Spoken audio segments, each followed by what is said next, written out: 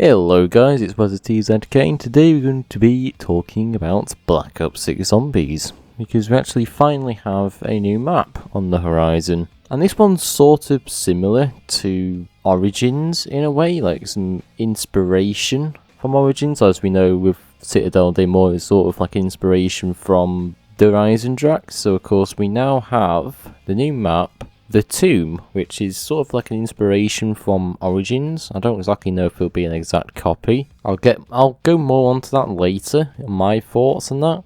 But yeah, here is actually the first look at the map. As you can see, it kind of reminds me of that Indiana Jones game, which came out quite recently. It is on my wish list of games I want to play.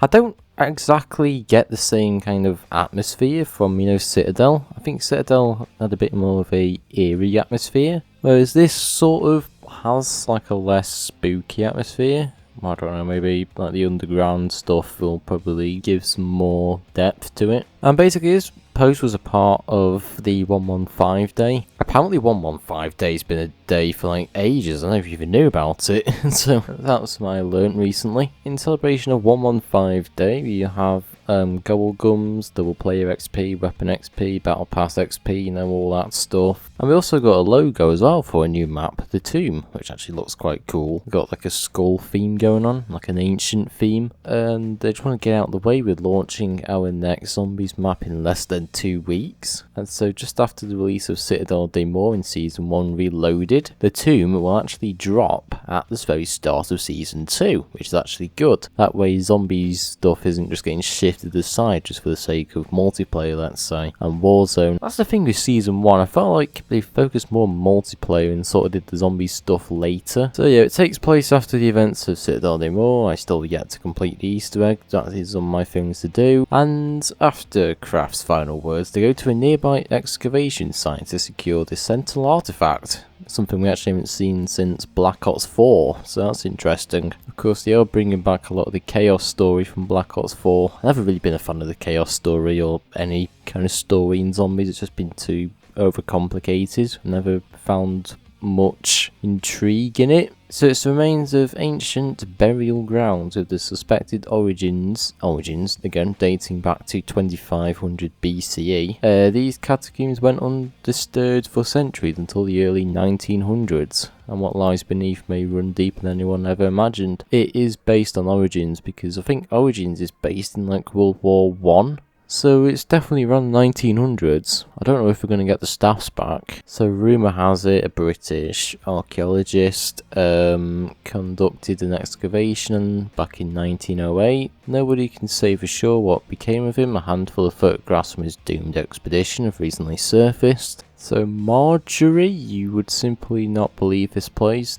Dashed pyramids can go take a jump in a lake. Alright, and so we're dealing with some kind of pyramid stuff. It's definitely pretty ancient. So we've crafted a tomb to provide an experience similar to Liberty Falls, by far our most played Zombies maps in recent years. I mean, people only really played that because it's more of a casual map, in my opinion. I mean, casual is still good, don't get me wrong. People do prefer a more relaxed approach rather than heavy gameplay like Terminus. Oh great, yeah, featuring tighter play spaces with focus on replayability. Yeah, I sort of thought that with the catacomb theme we were going with. So just like in Liberty Falls, we're delivering plenty of side Easter eggs, of course, even a reimagined wonder weapon inspired by our past. That's all we'll say about that for now. I have a feeling that might be the Ray Gun Mark II, just because I've heard rumours about it. It could also be Origin staffs, I don't know. And as a reminder, every Zombies map in Black Ops 6 is an original location built from the ground up for the mode. That doesn't mean we can't enjoy a wink and a nod here and there. They did say basically what I was thinking. It's not an exact copy of, Origins, but it's like an inspiration. They did the same thing with Citadel as well, with the Horizon Drax. It's not an exact copy, which is good. We're going with something a little more evocative with our Pack-a-Punch camos this time around. And what if we told you one of the most iconic SMGs in Zombies history was coming along for the ride? I'm actually trying to think now. we got the MP5, I think. Was it MP5 or MP7? I can't remember, but we have one of those in the Black Ops 6 already. I'm actually trying to think of what Origins SMGs there are. Maybe a Black Ops 2 SMG might return. It's interesting. And we've got another image as well. This site's livering well doth both battle and amaze. I suppose I shall have to thank Alistair for more than just the contents of his cellar. Pretty sure Alistair was from Dead of the Night in Black Ops 4. I remember the Alistair's Folly being quite strong in Black Ops 4. That's the only reason why I recognise that name. Of course, it's on Dead of the Night, so that's interesting. So not only have we got images now for this new map, we've also got an OST, apparently, original soundtrack. So just in time for the new map's release, Treyarch's Metal Maestro, Kevin Sherwood, of course, the best. The audio team are hard at work, finalising the original soundtrack for the Tomb. Keep an ear out for the full album. I mean, Kevin Sherwood has done a really good job with Black Ops 6 Zombies soundtrack, and I am looking forward to hearing this one. He is doing a really good job. That is probably one of my favourite things actually about Black Ops 6. Is the soundtrack. And speaking of that, there's actually a small snippet as well, which I'll just play.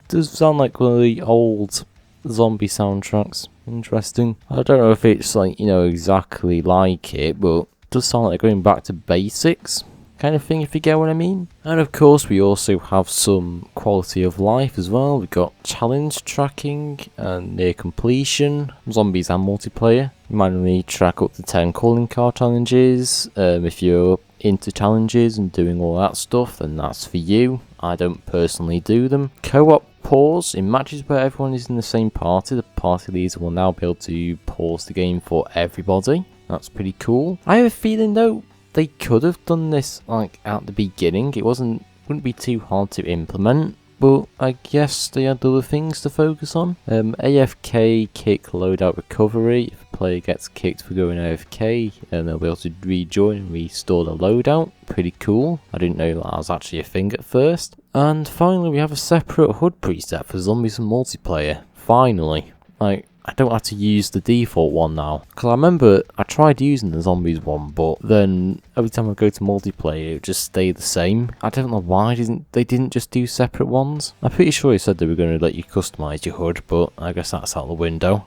But I mean, either way, HUD presets, I don't mind that much. And also, at the end as well, we've also got some directed mode stats. And basically, just to cut the waffle short, they basically increased the people who are doing the Easter eggs from like 3% to 8%, which props to them. It was actually quite good. This still means over 90% of people who've played zombies haven't even completed the main quest yet. I mean, that is me, to be honest, because I haven't done it. It is on my list of things to do, but I just haven't got around to it yet. And yeah, I mean, that's it, basically. That's basically the entire blog post. The rest of it is just like small stuff that doesn't really need to be discussed. I'm mainly focusing on, the map itself, and going back to the origins and reimagined stuff. I am glad they're not exactly copying it, like asset for asset. At least they are going to the effort of like remaking it. Even the wonder weapons in Citadel Day More were completely different from the one in Drak,